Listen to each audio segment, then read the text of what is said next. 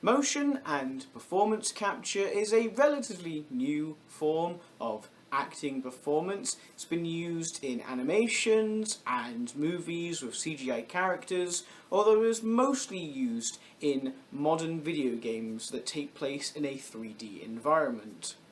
If you don't know what motion capture is, essentially an actor will put on a skin-tight suit, some markers can be placed on them, and then cameras and sensors around the room will pick up their movement, so the data from that movement can be taken and placed on a digital model.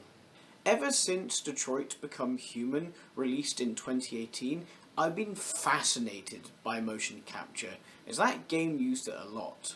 And I really do mean a lot. I'm so grateful that I've now been able to do motion capture myself, and it truly is one of my favourite forms of acting. However, I do have some issues personally. I have hypermobility, which means my muscles and joints tire more quickly than the average person. I also had corrective hip surgery when I was 12, which left me with with an unusual gait, as you can probably see from the footage behind me. As I am not the fully abled average person, it did lead me to question as to whether both the motion capture hardware and software was able to capture my movements accurately. But what about other disabled people? Despite my setbacks, I'm quite fortunate that I have full control over my limbs, and therefore I'm able to perform a T-pose, which is vital for motion capture, as it's how the system initially recognises a person to be captured. I'm not a wheelchair user, but I thought I could test this by sitting on a chair to see if the system could capture me at all.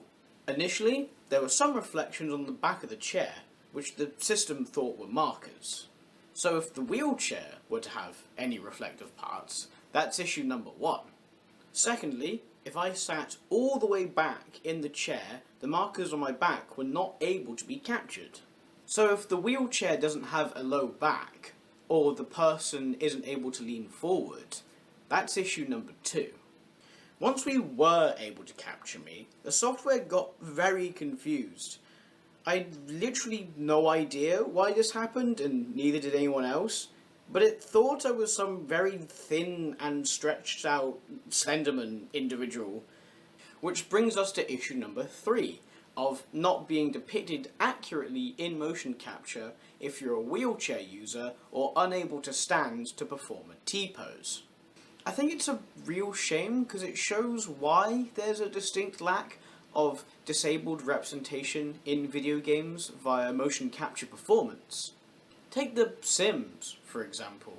There's a few options in terms of skin discoloration, scars, and hearing aids, but everyone moves, walks, and runs the exact same, whether the character is made by the player or if it's an NPC. Nobody uses a wheelchair or crutches or shows any signs of being different from anyone else. In a game where you're invited to unleash your imagination, I don't think it's a good thing that that world has to be imagined without disabilities. Obviously, I'm picking on The Sims a little bit, but there is a distinct lack of physical disability representation across all games. Even games where they show an NPC to have a physical disability, as soon as they're affected by the player, a miracle happens and they're able to walk and run like everybody else. Not that I'm saying you should be able to beat up disabled characters in video games. Well, this isn't a good look for me, is it?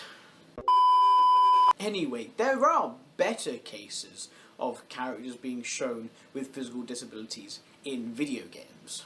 The 3 I'll talk about are Carl Manfred from Detroit Become Human, Venom Snake from Metal Gear Solid 5, and Proctor Ingram from Fallout 4. Carl Manfred has his voice and motion performance provided by Lance Henriksen. Carl uses a wheelchair, whereas Lance doesn't and is able to walk. Venom Snake has his voice and motion performance provided by Kiefer Sutherland.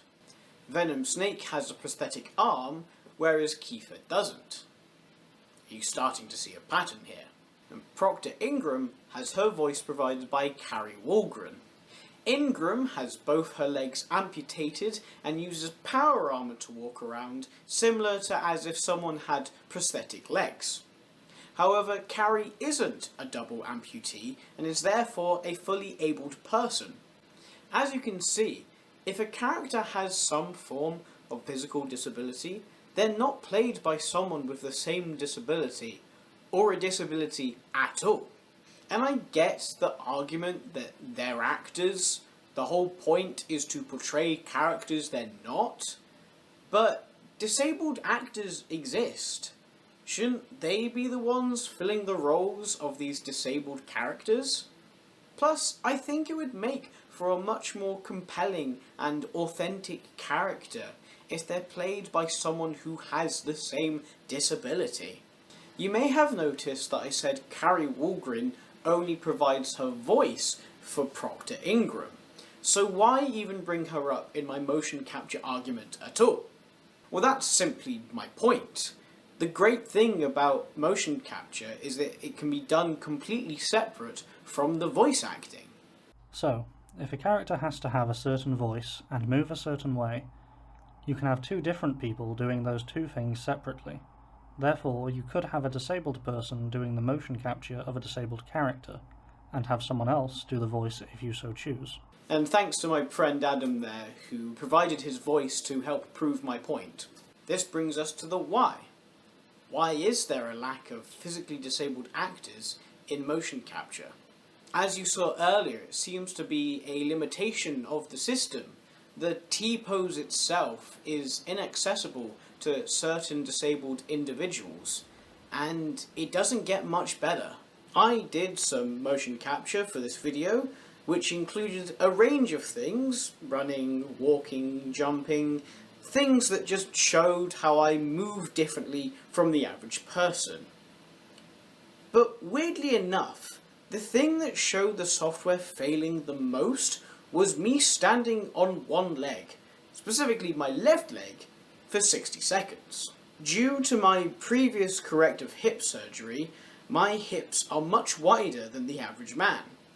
So when I was balancing on my left leg, the system was struggling to figure out what to do with my right leg. The data points on my body were a whole leg width over from where the system thought my leg should be. Therefore, when placed in the Unreal 5 engine, the digital model looks like its leg has been horrendously broken and twisted, with the foot pointing one direction and the knee pointing another direction, which obviously was not happening in real life. All of this sadly answers why there's a lack of disabled people in motion capture. The skin-tight suits, the T-pose are huge barriers, and even if you're able to get past all of that, the system itself might not even capture you accurately. I truly believe that something needs to change in the motion capture industry, because I love video games. I think they're a great medium for telling amazing stories and unique experiences. And while they are fiction, the best stories come from real people in the real world. Therefore, disabled people should be able to see themselves represented accurately in these incredible stories. But that won't happen unless motion capture becomes accessible for everyone.